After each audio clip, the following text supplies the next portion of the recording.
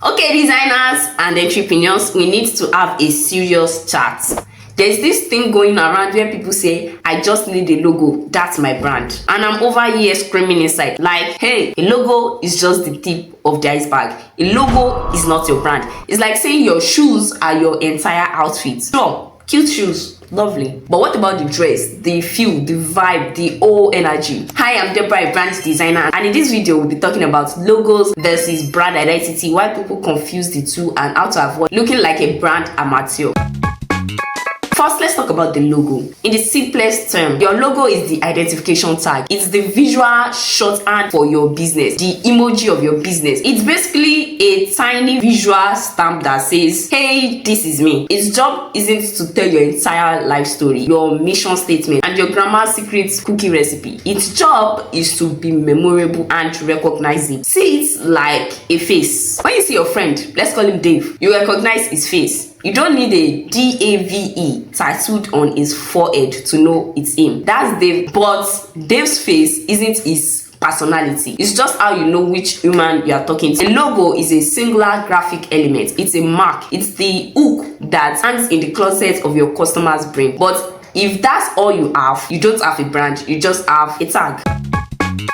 Now let's move on to the FE eater, brand identity. If the logo is the face, the brand identity is the entire wardrobe, the personality, the way they talk, the music they listen to. Brand identity is the full visual system. It's the color palette we talk about. Shout out to our previous videos. If you haven't watched the color psychology video, please take a look at it. And it's about the typography. Are you the sophisticated serif or the I am a cool startup sans serif? The imagery and even the voice of your copy. For instance, take a look at Apple. The logo is an apple with a bite out of it, but the brand identity is the white space, the brushed aluminium, the San Francisco fonts, and that feeling of I am much cooler and more creative that people who use Android.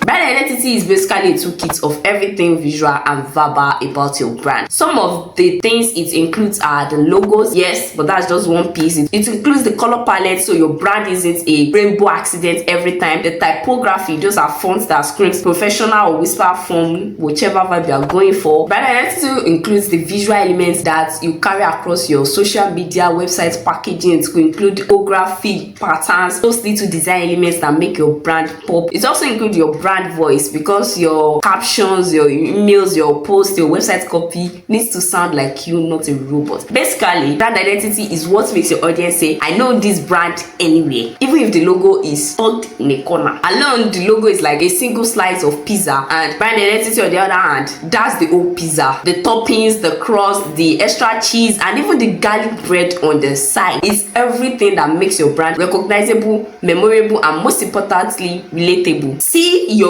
logo as your face and your brand identity as your personality, your wardrobe, your way of walking into the room and making people say, oh, that's them. And let me tell you why people get confused. Logos are easy to show, they are easy to brag about, and yes, they are social media ready. But a lot of business owners stop there and go, great, now my brand is done. And designers like me are screaming internally like, no, that's literally like buying a Ferrari sticker and calling it a Ferrari. A logo represents a brand, but it's not the brand itself. Treating it like your brand is basically putting a band-aid on a design problem that needs a full spade. Imagine you hire a designer to make a luxury logo. It's gold, it's thin, it's elegant, beautiful, right? But then your website is green, your social media photos are blurry cell phone shots of your cat, and your customer service email starts with, yo, what's up fam? That's a brand identity crisis. The logo promised me a 5-star hotel, but the experience gave me a damp basement. When your logo and your brand identity aren't owning ants, people get confused, and confused people don't buy things. If you're a freelancer or an entrepreneur, how do you fix this? First, define the soul. Before you draw a single line, ask, if this brand was a person, what would they be? Next, build the toolkit. Don't just deliver a logo, deliver a style guide. Tell the client which fonts to use, what kind of photos to post, and most importantly, what not to do. If you're a client, you need to ask these things from your designer. And very importantly, consistency. A brand is built over 1,000 tiny interactions. Every email, every package, every thank you note needs to feel like it came from the same person. So if you're a freelancer, keep this in mind, and if you're a business owner or you are the client, ask for these things when you are working with a brand designer.